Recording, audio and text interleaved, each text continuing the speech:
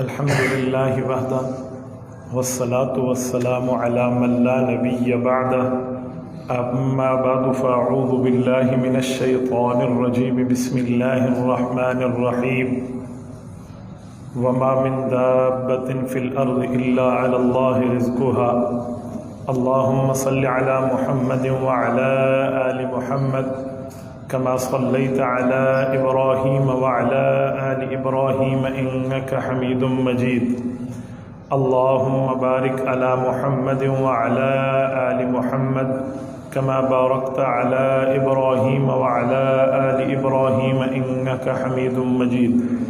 معزز دوستو، آج اللہ تعالیٰ کے فضل و کرم سے 2 جمادی الاولیٰ سن 1445 ہجری کا مطابق 17 نومبر 2023 جمعۃ المبارک کا دن ہے۔ میں نے آپ کی خدمت میں 12ویں پارے کی پہلی آیت کا ایک ٹکڑا تلاوت کیا ہے۔ اس آیت کو اگر ہم سمجھ لیں تو ہمارے دنیا کے مسائل کا حل، ٹینشن، مصیبت، پریشانی کا جواب اس آیت میں موجود ہے۔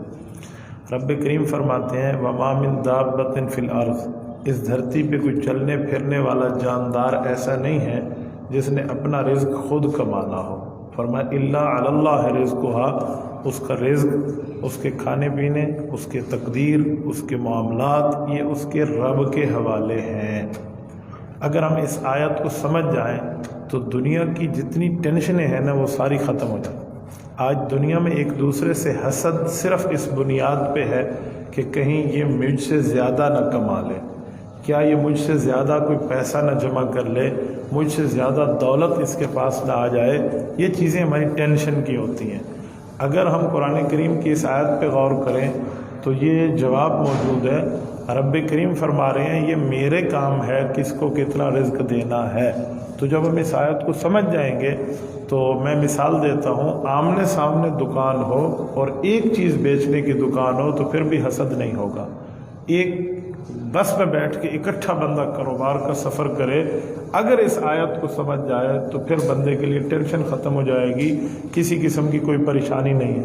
جب رزق کا وعدہ اللہ نے کیا ہے تو پھر ایسا نہیں ہو سکتا کہ میرا رزق کوئی اور کھینچ کے لے جائے۔ میں اس کی مثال دیتا ہوں، دیکھیں آپ کا اور ہمارا انگوٹھا ہے۔ یہ انگوٹھا دنیا میں آج کل اتنی جدت آ گئی ہے کہ جو انگوٹھا لگا ہے اس میں سب کچھ موجود ہے۔ آپ کی اور میری سم بھی اسی میں ہے، آپ کا اور میرا بینک اکاؤنٹ بھی اسی میں ہے، آپ کا اور میرا نادرا کا ڈیٹا بھی اسی میں ہے، پورا بایو ڈیٹا اس سے نکل کے آ جائے گا۔ آج کل ویزاز بھی اسی میں ہیں، باقی چیزیں بھی اسی میں ہیں۔ تو ایک تھمب کے اندر جب میرے اس انگوٹھے پر جو نشانات ہیں یہ دوسرے بندے کے ساتھ مکس نہیں ہوتے، ہر بندے کو اللہ نے نشان انگوٹھے کا اپنا دیا ہے، بلکہ 2 انگوٹھے دیے ہیں، ایک کا دوسرے کے ساتھ میچ نہیں ہوتا نشان، تو پھر میرا رزق دوسرے بندے کے ساتھ میچ ہو کے وہ کیسے کھا جائے گا؟ میری تقدیر دوسرا بندہ کیسے کھا جائے گا؟ میری جو ہے نا تقدیر پر جو حصہ متعین ہے وہ دوسرا کیسے لے جائے گا؟ ایسا کچھ بھی نہیں ہو سکتا۔ یہ اللہ تعالیٰ کے ہاں مقدر ہے، اللہ تعالیٰ نے طے فرما دیا ہے۔ آخرت کا معاملہ اس پر بندہ سوچے کہ ہاں مجھ سے بڑھ کے یہ عبادت کرے گا تو آخرت کا حصہ لے جائے گا، مجھ سے بڑھ کے یہ نیکی کرے گا تو آخرت اور جنت میں ایک درجہ، کئی درجے مجھ سے زیادہ لے جائے گا۔ یہ تو ہو سکتا ہے، لیکن دنیا میں رزق کی وجہ سے، دولت کی وجہ سے، مال کی وجہ سے، کمانے کی وجہ سے ہم یوں پریشان ہو جائیں کہ مجھ سے زیادہ میرا کھینچ کے لے جائے گا۔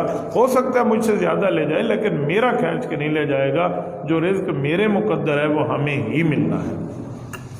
ہمارے ایک بزرگ تھے، میں نے ان سے ایک جملہ سنا، وہ فرماتے تھے ہمارے پاکستان میں یہ چمن بارڈر سے انگور آتے ہیں، افغانستان سے آتے ہیں۔ چمن میں انگور اگتا نہیں ہے، چمن میں تو بالکل چٹیل جو ہے نا کیا کہتے ہیں علاقہ ہے، وہاں پر پہاڑوں پہ بھی درخت نہیں ہیں، تو وہاں انگوروں کی منڈی لگتی ہے، انگور آتے غیر ملک سے ہیں، تو وہ انگور پھر پورے پاکستان میں سپلائی ہوتے ہیں، اور خوبصورت انگور، اس کا نام بھی چمن انگور ہے، اگرچہ چمن میں اگتے نہیں ہیں، بکتے ہیں۔ تو وہ اس کی مثال دیتے ہوئے فرماتے ہیں کہ چمن کا انگور ہے نا لوگ بڑا پسند کرتے ہیں۔ فرمایا اگر کسی دانے پر میرا نام لکھا ہے نا کہ فلاں بن فلاں نے کھانا ہے، تو وہ کسی ٹرک میں آئے، کسی باکس میں آئے، کسی تھیلے میں آئے، کسی فروٹ منڈی میں آئے، وہاں سے دکان میں آئے، دکاندار اس کو کسی پیٹی میں بند کر کے لے آئے، کسی تھیلے میں جائے، کوئی جیب کا پیسہ اس کو ادا کرے، جیسے کیسے تیسے، اگر میرا نام لکھا ہے تو وہ میرے منہ میں آ کر رہے گا۔ یہ اتنا پیارا ان کا جملہ ہے، اگر اس جملے پہ غور کریں تو ساری باتیں سمجھ آ جاتی ہیں۔ اور پھر اگلا لفظ اس کے ساتھ فرماتے کہ اگر میرا نام اس پہ نہیں لکھا نا تو دنیا کی ساری طاقتیں میرے دسترس میں ہوں اور میں کوشش کروں کہ یہ ایک دانہ مجھے مل جائے تو ایک دانہ بھی نہیں ملے گا۔ پھر اس کی تشریح کرتے ہوئے کہتے میں نے کئی مرتبہ فرماتے کہ میں نے ایسے دیکھا ہے ہسپتال کے اندر لوگوں کو کہ جس وقت ان کی موت کا وقت آ چکا ہوتا ہے تو وہ ایڑیاں رگڑ رہے ہوتے ہیں اور اوپر ٹھہرنے والے لواحقین انہیں چمچ میں پانی بھر کے دے رہے ہوتے ہیں کہ آپ پانی پی لیں۔ اگر اس پانی کے قطرے پر اس کا نصیب لکھا ہے تو وہ پانی پی جاتا ہے، ورنہ وہ منہ سے نکل جاتا ہے۔ تو اس سے اندازہ لگا لیں کہ ایک قطرہ بھی تقدیر سے زیادہ بندے کے اندر نہیں جا سکتا، ایک قطرہ بھی ہم تقدیر اور اللہ تعالیٰ کی طے کردہ معاملات سے زیادہ نہیں لے سکتے، تو پیچھے کیا بچا؟ آپ دیکھیں نا، موت کے وقت بندے کی اکثر طور پہ آنکھیں پھٹی رہ جاتی ہیں، کہتے ہیں اس کی ایک وجہ ہے، فرشتہ ایک جملہ اس سے شیئر کرتا ہے اور وہ آدمی پریشان ہو کے اس کو یوں دیکھتا ہے تو اس کی روح قبض ہو جاتی ہے۔ وہ جملہ یہ ہے، فرشتہ اسے کہتا ہے کہ تو کچھ کھانا چاہتا ہے تو میں نے پوری دنیا میں کھانے کی چیزوں پر تیرے لیے سرچ کر لیا ہے، اللہ تعالیٰ نے جتنا تیرا کھانا لکھا تھا وہ پورا ہو چکا ہے، باقی کسی کھانے پر تیرا نام لکھا ہوا مجھے نظر نہیں آ رہا۔ اور دنیا کے جتنے سمندر ہیں، پانی ہے، ہوا میں ہے، بادلوں میں ہے، کنوؤں میں ہے، برف کے اندر ہے، ندیوں میں ہے، نہروں میں ہے، جہاں بھی پانی ہے اس تمام قطروں کو میں نے اللہ کی دی ہوئی طاقت سے سرچ کر لیا ہے، کسی پانی کے قطرے پر تیرا نام نہیں لکھا ہوا، لہذا تیرا پانی مکمل ہو چکا ہے۔ اور تیری جتنی سانسیں تھیں، جو تو نے سانسیں لینی تھی، وہ تمام سانسیں تیری مکمل ہو چکی ہیں، چند گنی چنی رہ گئی ہیں، وہ تو سانس پوری کرے گا، میں تیری روح نکال لوں گا۔ یہ 3 باتوں پہ مشتمل جملہ فرشتہ اسے کہتا ہے تو اس کی آنکھیں پھٹی رہ جاتی ہے، اس کی روح نکل جاتی ہے۔ میرے دوستو، اللہ تعالی ہم سب کو موت کی سختی اور تکلیف سے محفوظ رکھے۔ یہ موت کے وقت فرشتے کا اس طرح بات کرنا آپ کے اور میرے تقدیر پہ راضی ہونے کی طرف اشارہ ہے کہ ہم اللہ کی دی ہوئی تقدیر پہ راضی ہو جائیں۔ حدیث پاک میں ہے کل مما یلیک، جامع ترمذی میں حدیث ہے، حضرت انس بن مالک رضی اللہ تعالیٰ فرماتے ہیں کہ میں نبی پاک صلی اللہ علیہ وسلم کے ساتھ کھانے کے دسترخوان پہ بیٹھا، تو جب کھانا آیا تو حضور علیہ السلام نے فرمایا بیٹا کل مما یلیک، اپنے سامنے سے کھاؤ۔ علماء نے لکھا ہے کہ جب کھانا ایک جیسا ہو تو اپنے سامنے سے کھائیں، مختلف قسم کے کھانے پڑے ہو تو بندہ دوسری طرف سے اٹھا سکتا ہے، پھر منع نہیں ہے، لیکن جب ایک طرف سے ہو تو اپنے سامنے سے کھاؤ۔ فرمایا کل مما یلیک۔ اس کی شرح میں محدثین فرماتے ہیں کہ حضور پاک نے جملہ کیوں فرمایا کہ اپنے سامنے سے، اپنی قریبی جگہ سے کھاؤ، تو فرماتے ہیں یہ بتانے کے لیے کہ اللہ کی تقدیر پہ راضی رہو، جو ترتیب کے اعتبار سے تیرے سامنے آ گیا ہے بس وہ تیرا مقدر ہے۔ تو یہ نہ سمجھ کہ اس وقت جو میں کھانا کھا رہا ہوں میری خواہش کیا ہے، یہ مت اپنے ذہن میں لا۔ جب اللہ تیری تقدیر اس وقت کے کھانے کی لکھ رہا تھا تو تیری خواہش کو اللہ نہیں بھولا تھا، اللہ تعالیٰ تیری خواہش اور ضرورت کو نہیں بھولا۔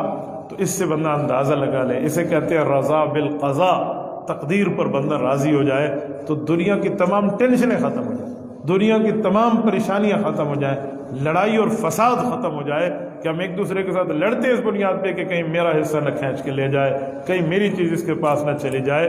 اس لیے حدیث پاک میں ہے کہ نبی پاک صلی اللہ علیہ وسلم کے ارشاد کا مفہوم ہے کہ کسی بندے سے کوئی چیز دیکھو تو حسد نہ کرو۔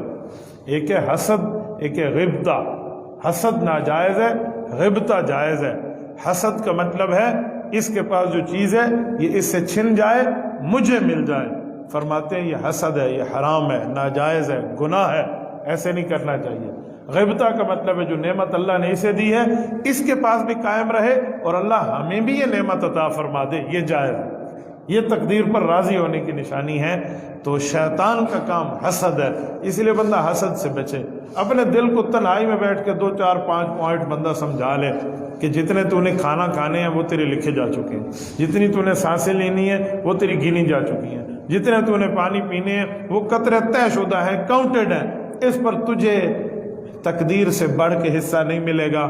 اور تو جتنی محنت کرنا چاہے کر لے، لیکن ملے گا وہی جو تیرے لیے تیرے رب نے لکھ دیا ہے۔ بس اس کی ترتیبیں ہیں، وہ کسی اور کی جیب سے نکل کے آئے، وہ میری جیب سے نکل کے جائے، وہ ہدیہ کے طور پہ آئے، وہ خرید کے طور پہ آئے، وہ تجارت کے طور پہ آئے، یہ ویسے ہی آ جائے تو ایسا نہیں ہوتا۔ اور یہ بھی یاد رکھیں، جیسے موت کا فرشتہ ڈھونڈتا ہے بندے کو جس پر موت آنی ہوتی ہے، ایسے ہی رزق بندے کو تلاش کرتا ہے جسے رزق ملنا ہوتا ہے۔ اور رزق بعض اوقات اللہ تعالیٰ ایسے اسباب سے عطا فرماتے ہیں، ایسی ترتیبوں سے عطا فرماتے ہیں کہ بندے کا عقل دنگ رہ جاتا ہے کہ اللہ اکبر، اس پر ہمارا نام لکھا ہوا تھا اور اللہ نے کیسی ترتیب کے ساتھ مجھے عطا فرما دیا۔ میں اس کی مثال آپ کی خدمت میں رکھتا ہوں۔ مصر کے علاقے سے اقوام متحدہ کے ایک سفیر ہے، انہوں نے اپنا واقعہ لکھا کہ مجھے یو این نے، امریکہ سے اپنی ڈپارٹمنٹ نے یہ ڈائریکشن دی کہ آپ رشیا جائیں اور وہاں جا کر آپ ہمارا یہ کام کریں۔ کہتے ہیں میں اور میری وائف ہم نے مصر سے فلائٹ لی تو ہمیں ڈائریکٹ رشیا کی اس ٹائم پہ فلائٹ نہیں مل رہی تھی، ہم نے کنیکٹنگ فلائٹ لی کہ ہم وایا تاشقند ہو کر تاجکستان سے ہو کر جائیں گے۔ تو کہتے ہیں جب ہماری فلائٹ تاجکستان اتری اور ہم انتظار میں تھے، لیکن یہ تھا کہ جو ہے نا کیا کہتے ہیں وہاں پر ہمیں کچھ وقفہ مل گیا، تو اسی دوران کہتے ہیں میری موبائل پر میسج آیا کہ وہ کام ہو گیا، بس آپ واپسی آ جائیے۔ تو کہتے ہیں ہم نے اپنا پلان کینسل کیا اور ہم واپس آنے لگے۔ تو میں نے بیگم سے کہا کہ 2 گھنٹے بعد تو ہم آرام سے ایجپٹ پہنچ جائیں گے، یہ جو ہم نے 2 مرغیاں فرائی کرا کے لی تھی وہ مصر کی ایک ہوٹل سے کہ راستے میں بھوک لگے گی تو کھا لیں گے، تو یہ تو ہمارے اب کام کی نہیں ہے، ہم نے تو گھر پہنچ جانا ہے، تو اس کا کیا کریں؟ انہوں نے کہا جی کسی فقیر کو دے دیں۔ کہتے راستے ہوئے ایک خاتون بیٹھی تھی، ہم نے اس کو دے دی، یہ پتہ نہیں کوئی مرد تھا، وہ اس مستحق کو دے دی، اس نے بڑا اللہ کا شکر ادا کیا اور ہمارے بڑا تھینک فل ہوا، اور ہم ایئرپورٹ میں داخل ہوئے، بورڈنگ ہوئی اور ہم ٹکٹ لے کے اپنے گھر آ گئے۔ کہتے جب ہم گھر آئے اور بیڈ پہ بیٹھے تو میں سوچنے میں لگ گیا کہ ہمارا یہ ٹریول کیوں ہوا؟ جو کام تھا وہ کام بھی آدھے راستے میں ہو گیا، تاشقند میں تھا، 4 ملکوں کو کراس کر کے وہاں تک پہنچنا تھا، تو وہاں تقدیر میں اس کا نام لکھا تھا، اللہ نے سبب بنایا، ہمیں پیسے دلوائے میرے ڈپارٹمنٹ سے، درمیان میں ڈائریکٹ فلائٹ نہیں ملی، وایا فلائٹ ملی اور اس کو پہنچا کے ہم واپس آگے۔ کہتے ہیں اور کوئی ریزن اور وجہ مجھے سمجھ نہیں آتی۔ تو اندازہ لگا لیں اللہ تعالیٰ رزق کیسے دیتے ہیں، بس اس کے لیے اللہ کے سامنے بندے کو راضی ہو جانا چاہیے، کوئی اس پر پرابلم نہیں ہے۔ یہ تو میں نے آپ کو ایک پڑھے لکھے آدمی کی بات سنائی، اب ایک نشائی اور چرسی کی بات آپ کو سناؤں، آپ حیران ہو جائیں۔ آپ کہیں گے چرسی کی بات میں بھی کوئی فائدہ ہمیں نظر آئے گا؟ میں جب سناؤں گا پھر آپ مجھے بتانا کہ اس میں کوئی فائدہ ہے یا نہیں ہے۔ یہاں بنو کی بات ہے، وہ کہتے ہیں ایک نشائی قسم کا بندہ تھا نا، وہ کھانے پینے کے لیے ڈھونڈ رہا ہوتا ادھر ادھر کوئی سامان وامان، تو ایک ولیمے میں وہ انٹر ہونے لگا تو وہ انٹری پاس تھا تو داخل نہ ہو سکا، تو بیچارہ ایک کونے میں بیٹھ گیا۔ اسی اثناء میں کہتے ہیں وہاں کا ولیمے میں کام کرنے والا ایک ذمہ دار بندہ کوئی ٹرے اور ڈش میں وہاں کے کوئی چاول وغیرہ لے کر نہ جا رہا تھا، تو جاتے ہوئے اس کی کسی سے ٹکر ہوئی اور وہ گر گیا سارا سامان، تو اس کو بہت غصہ آیا، اس نے اپنا وہ چاڑا، کیا نام ہے وہ جو ڈش اس کے ساتھ، اٹھ کے چلا گیا، اور یہ پیچھے اتنا ڈھیر پورا چاولوں کا رہ گیا، تو یہ بندہ اٹھ کے کھانے لگا، جس کو انٹری پاس کی وجہ سے اندر نہیں جانے دیا، یہ کھا رہا تھا۔ کہتے ہیں ایک شخص گزرا اور اس نے اس سے کہا کہ یار کیا کر رہے ہو، کھا رہے ہو ادھر نیچے بیٹھ کے؟ سنیں، نشائی بندہ ہے، اس نے کہا ہاں رزق کھا رہا ہوں، آج کل اس کے ساتھ یعنی اللہ کے ساتھ معاملات ٹھیک نہیں ہیں، ورنہ برتن میں کھلاتا ہے، ورنہ برتن میں کھلاتا تھا، آج بغیر برتن کے کھا رہا ہوں، تھوڑے میرے معاملات ٹھیک نہیں ہیں۔ اس سے ہم اندازہ لگا لیں، میں نے اس پڑھے لکھے کی بات بھی سنائی اور اس کی بات بھی سنائی، تو ہم اس سے خود اندازہ لگائیں کہ ہم اللہ کی دی ہوئی تقدیر پہ جب راضی ہو جائیں گے تو ساری ٹینشنیں یوں ہوا منصورہ ہو کے اڑ جائیں گی، کچھ بھی نہیں بچے گا، یہ حسد، یہ کینہ، یہ بغض، یہ لڑائی، یہ فساد، یہ ٹینشن ساری ختم ہو جائے گی، ٹینشن فری لائف ہو جائے گی ہماری، بغیر کسی پریشانی کے بندہ زندگی گزارے گا۔ اور اگر اللہ کی تقدیر پہ راضی نہ ہوئے تو ہوگا وہی جو رب نے لکھا ہے، لیکن ہم صرف اور صرف پریشان اور سرگردان رہیں گے، سوتے ہوئے نیند پرسکون نہیں ہوگی، جاب پہ بیٹھے ہوئے تجارت پرسکون نہیں ہوگی، آتے جاتے ہوئے زندگی پرسکون نہیں ہوگی، بہتر سے بہتر نوالا ہم کھا رہے ہوں گے، اچھے سے اچھے گھر میں بیٹھے ہوں گے، اولاد کے ساتھ بیٹھے ہوں گے، دوستوں کے ساتھ بیٹھے ہوں گے، لیکن یہ دل ہوگا جو پریشان ہوگا، اس میں کسی قسم کو سکون نہیں ہے۔ یاد رکھیں، جب چیز خراب ہو جاتی ہے تو گارنٹی ہوتی ہے، ضمان ہوتا ہے اس پر، جو گرنٹر ہے اس کے پاس وہ چیز لوٹائی جاتی ہے، وہ اس کو ٹھیک کرتا ہے۔ آج دلوں کو سکون نہیں ہے، آج زندگیوں میں پریشانی ہے، تو اپنے دل کو اس اللہ کے احکام کی طرف لوٹائیں جو اس دل اور اس زندگی کا خالق ہے، جس نے اس کو بنایا ہے، وہی گرنٹر ہے، وہی اس نے ہمیں جو ہے نا کیا کہتے ہیں یہ زندگی دی ہے، تو اسی سے جا کر ہم اپنے دل کا علاج کروا لیں تو یہ معاملات ٹھیک ہو جاتے ہیں۔ کہتے ہیں ایک فقیر اور ایک بادشاہ کی ملاقات ہوئی تو بادشاہ نے فقیر سے کہا تو میرا رشتہ دار ہے، فقیرانہ پیرانہ سالی کی زندگی گزار رہا، تیرے پاس ایک وقت کا ہے، ایک وقت کا نہیں ہے، یہ تو کیا کر رہا ہے؟ بہتر ہے کہ تو مجھ سے کوئی چیز لے لے، میں تیری مدد کر دوں۔ اس نے کہا جی واہ، تو میری کیا مدد کرے گا؟ تجھ اور مجھ میں فرق کیا ہے؟ تو اس نے کہا بڑا فرق ہے، تو بیگر ہے، فقیر ہے، مسکین ہے، اور میں ایک کنگ بادشاہ ہوں، میں جو چاہوں کر سکتا ہوں، تیرے خواہشات محدود، تیری ضروریات محدود، تیری حاجات محدود، اور میں تو اس طرح فلاں فلاں۔ میں نے کہا جاؤ بادشاہ صاحب، آپ بھی اپنے کسی بے وقوفی دماغ کے اندر اپنے آپ کو جکڑے ہوئے ہو۔ کہا یار تو کیسے کہہ رہا ہے؟ انہوں نے کہا تیرے اور میرے میں کیا فرق ہے؟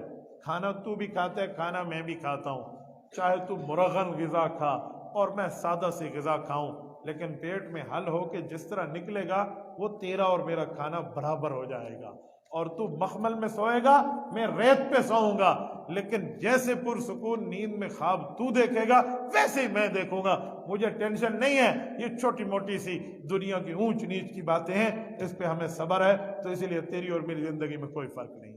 کیسے انداز سے اس نے سمجھا دیا، کس طرح اس نے اپنے آپ کو جو ہے نا کیا کہتے ہیں وہ کلیئر کر کے اس کے سامنے رکھ دیا کہ تجھے اور مجھ میں فرق کیا ہے، 2-4 دن کی زندگانی ہے، اس کے بعد تو پھر کچھ بھی نہیں ہے، تو پھر دنیا میں زندگانی رہ کر آخرت میں کچھ نہ ہو فائدہ، تو ادھر کچھ نہ ہو آخرت میں سب کچھ ہو، یہ بہت بڑی بات ہے۔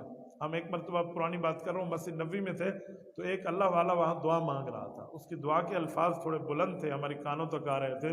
اس دعا میں اس نے کہا اللہ دنیا میں جیسے رکھا تیرا شکر ہے، مجھے آخرت کی غریبی سے بچانا۔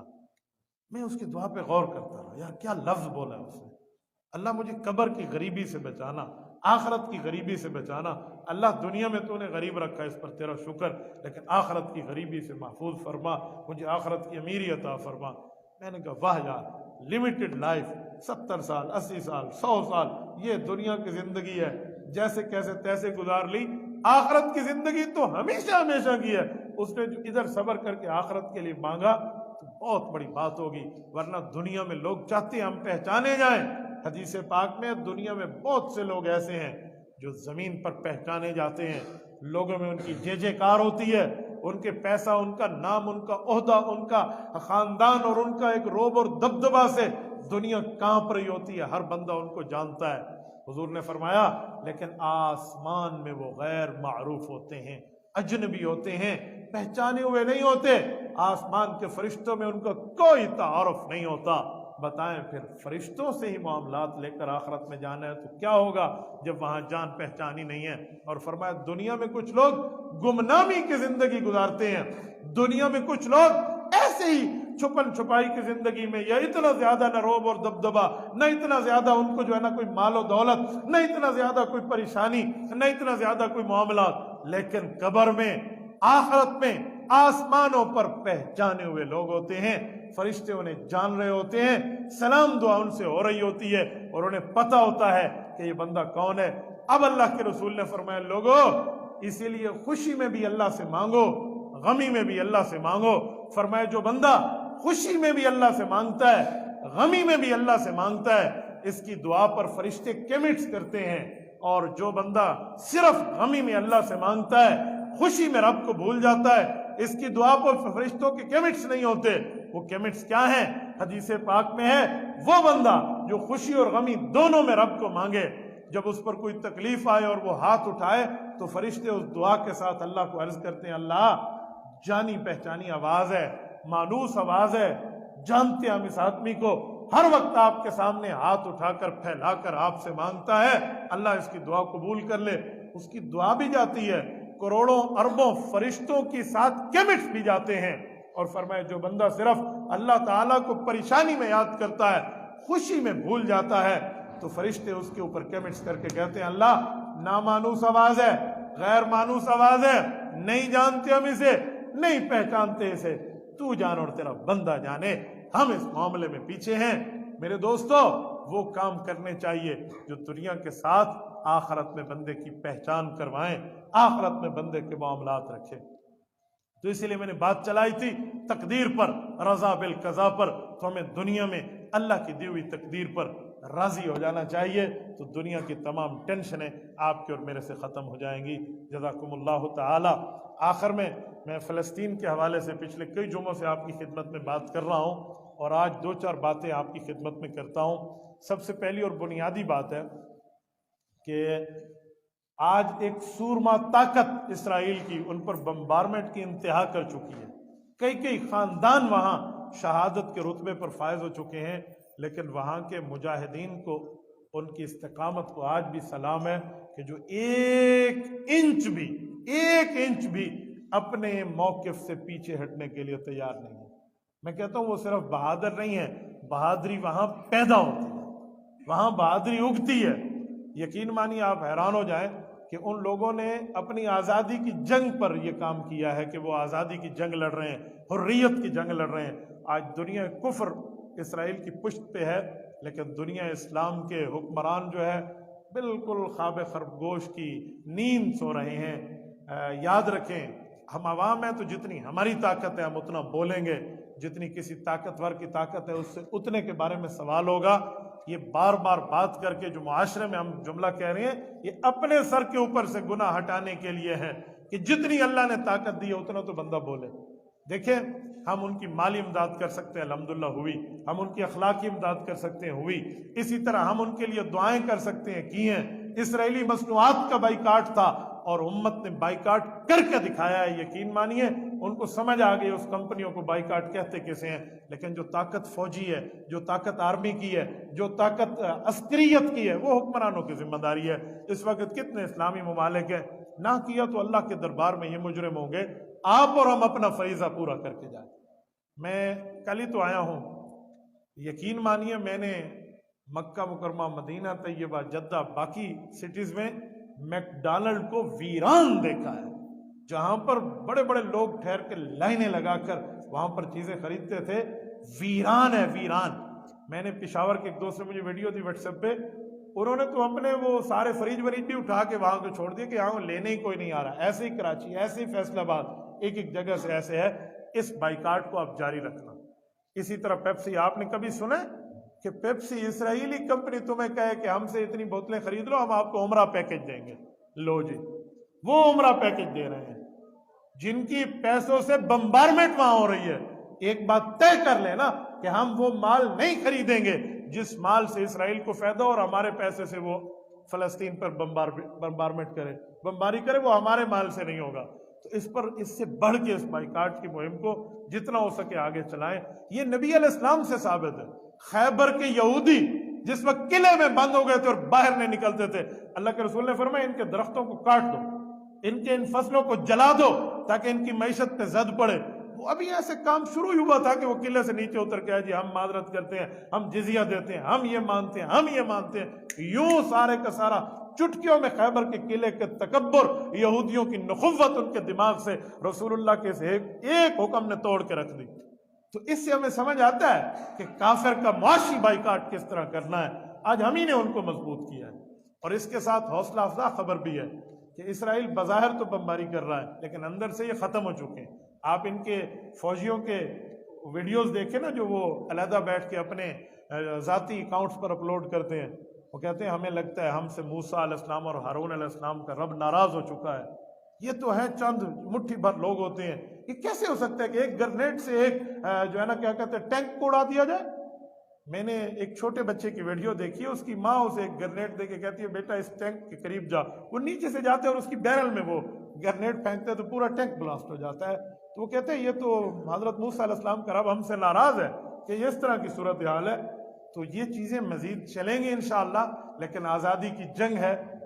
آج سیدھی بات ہے، بغیرتی کا گھونٹ بھر کے یہاں بیٹھے ہونا تو ہمیں وہی چاہیے تھا، لیکن جتنی طاقت ہے نا اتنا تو کر سکتے ہیں۔ ہم ویزاز کی پابندیوں میں ہم نہیں جا پائیں گے، لیکن جتنی طاقت ہے اتنا انشاءاللہ اس ترتیب کو لگائیں گے۔ میں تو ہندوستانی میڈیا پہ حیران ہوں، یہ کیمراز کے ذریعے دنیا میں بات جاری ہے، براہ راست جاری ہے، تو میں ایک جملہ کہتا ہوں کہ ہندوستانی لوگ آج اسرائیل کی حمایت کس منہ سے کرتے ہیں؟ آپ نے کل آزادی کی جنگ لڑی ہے ہندوستان میں انگریز کے مقابلے میں، آپ نے کرم چاند موہن گاندھی کی قیادت میں، نہرو کی قیادت میں جنگ لڑی ہے آزادی کی، تو تمہاری آزادی کی جنگ ٹھیک تھی، فلسطینی آزادی کی جنگ لڑے اس کی آزادی کی جنگ حرام ہو جاتی ہے؟ یہ کیا معاملہ ہے؟ آج دنیا میں آزادی کی جنگ، جو آزادی کی تحریک پہ اٹھے اس کی حمایت ہوتی ہے، تو پھر کیا مطلب ہے کہ وہاں کے معاملات اس طرح کر دیں اور ان کی مخالفت کر دیں؟ کل نوٹیفیکیشن جاری ہوا ہے سرکاری سرکار کی طرف سے ہندوستان میں کہ جو مسلمان جمعے کے خطبہ ہے نا، وہ جمعہ نماز میں فلسطینیوں کے لیے دعا بھی نہ مانگیں۔ لو جی، کیا ڈر ہے؟ میرے خیال میں پھر یاد رکھنا چاہیے حضرت عیسیٰ علیہ السلام کی جو آمد ہے نا، حدیث پاک میں ہے حضرت عیسیٰ علیہ السلام کے ساتھ آئے ہوئے گروپ نے تغزو الہندہ، پھر ہندوستان کو فتح کرنا ہے، تو انشاءاللہ تعالی اس جیسی بے ایمانی انہی کی فتح کا سبب بنے گا۔ ایسے نہیں ہونا چاہیے۔ میں وہاں کے مسلمانوں کو بھی کہتا ہوں اپنے پاؤں پہ کھڑے ہوں، اپنے علماء کرام کے ساتھ میں کھڑے ہوں، جمعیت علماء ہند کو مضبوط کرنے میں کھڑے ہوں، دارالعلوم دیوبند کو مضبوط کرنے میں کھڑے ہوں، تو انشاءاللہ تعالی ہو سکتا ہے اگر یہ حضرت عیسیٰ علیہ السلام کی وار شروع ہو چکی ہو تو حدیث پاک میں ہے رسول اللہ نے فرمایا اصابتان من امتی، میری امت کی دو جماعتیں ایسے ہیں احرزہم اللہ من النار، جن کو رب کریم نے جہنم سے آزاد لکھ دیا ہے، اصابت تغزو الہند و اصابت تکون مع عیسیٰ ابن مریم علیہ السلام، حضرت عیسیٰ علیہ السلام کے ساتھی اور ہندوستان کے خلاف لڑنے والا مجاہد یہ جہنم سے بری ہے۔ تو اس سے اندازہ لگائیں اللہ تعالیٰ اگر یہ نعمت عطا فرمائے تو اس پر بہت بڑا اللہ کا شکر ہے۔ بہرحال پھر بھی میں پوری بات کا خلاصہ پیش کر کے کہوں گا، ہمیں اس بائیکاٹ کی مہم کو جاری رکھنا ہے۔ نہیں پئیں گے پیپسی اور کوک تو کیا موت پڑ جائے گی؟ آپ تو اپنے گھر میں بیٹھے ہیں، میں ٹریول کرنے والا بندہ ہوں، ایک دن میں 1000 کلومیٹر سفر نہ ہو تو ہمیں لگتا ہی نہیں ہے کہ آج کے دن میں سفر ہوا ہے یا نہیں۔ یہ رات میں گفتگو قلعہ دیدار سنگھ کر رہا تھا گجرانوالہ میں، اور آج آپ کے سامنے جمعہ پڑھا رہا ہوں، تو میں جانتا ہوں کہ مجھے بعض اوقات یہ کولڈ ڈرنکس لینی ہوتی تھی کہ چلو ہاضمہ ٹھیک ہو جائے، پتہ نہیں اسے ہوتا ہے یا نہیں ہوتا، لیکن ایک مائنڈ سیٹ ہے، ہم نے اس کو چھوڑ دیا ہے۔ صرف چھوڑا نہیں ہے، ان کولڈ ڈرنکس کو طلاق کی حد تک چھوڑ دیا ہے، ڈیورس کر دیا ہے کہ آئندہ کے بعد ہم نے نہیں لینا۔ بابا میری 100 روپے پیپسی کی بوتل پہ لگنے پہ اسرائیل وہاں سے 2 گولیاں خرید کے اس بچے کے سینے میں اتار دے، اور میں نمازیں پڑھ پڑھ کے کمر تختہ بھی بنا لوں نا، روزے رکھ رکھ کے اپنے پیٹ کو کمر سے بھی چپکا لوں، تو اگر فلسطینی کا خون میرے نام اعمال میں آیا تو میری بخشش نہیں ہے۔ تو اسی لیے معاشی بائیکاٹ کی ترتیب رکھیں اور جتنا ہو سکے فلسطین کے حضرات کی امداد بھی کریں۔ میں کوئی آپ سے چندے کی اپیل نہیں کر رہا، آپ جس سورس کو دیکھیں اس سورس کے ذریعے جو قابل اعتبار سورس ہو آپ وہاں تک امداد پہنچائیں۔ حدیث پاک میں ہے کہ لوگوں اگر وہاں پہنچ نہیں سکتے تو وہاں کے چراغوں میں جلانے کے لیے تیل میں اپنا حصہ ڈال دو بیت المقدس کے لیے۔ تو یہ ترتیب رکھیں۔ قائد ملت اسلامی حضرت مولانا فضل الرحمان دامت برکاتہم نے 1 ارب 76 کروڑ روپیہ جا کے دیا ہے، اور یہ مسلمانوں سے، جمعیت علماء سے، باقی دوستوں سے اکٹھا کر کے یہ پوری دنیا کا واحد مسلم لیڈر ہے جس نے پہلے جا کے وہاں ان حضرات کے لیے کی ہے۔ تو اس میں ہمیں اللہ کا شکر ہے، میں اللہ کا شکر کر کے کہتا ہوں ہم سب کا اس میں حصہ موجود ہے، ہمیں مزید بھی حصہ ملانا چاہیے۔ جزاکم اللہ تعالی۔ اقول قولی ھذا واستغفر اللہ وآخر دعوانا ان الحمد للہ رب العالمین۔